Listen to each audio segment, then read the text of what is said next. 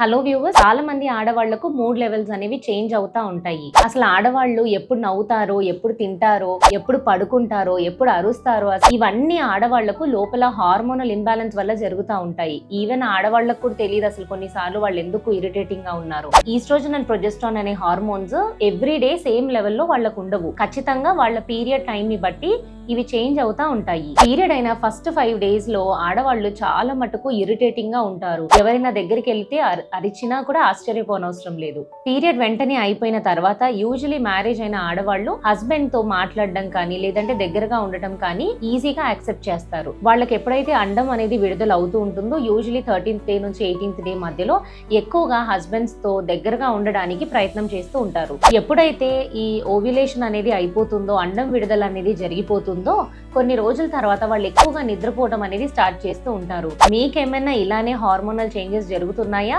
ఇది ప్రతి ఒక్క ఫీమేల్ కి జరుగుతుంది. కానీ కొంతమంది ఆడవాళ్లకు ఎక్కువగా సెన్స్ అవుతారు, కొంతమంది ఎక్స్ప్రెస్ చేస్తారు, కొంతమంది అన్ని హార్మోన్ లెవెల్స్ ఒకవేళ చేంజ్ అవుతూ ఉన్నా కూడా సటిల్ గా మెయింటైన్ చేస్తే బ్రెయిన్ స్ట్రెంగ్త్ వాళ్ళకు ఉంటుంది.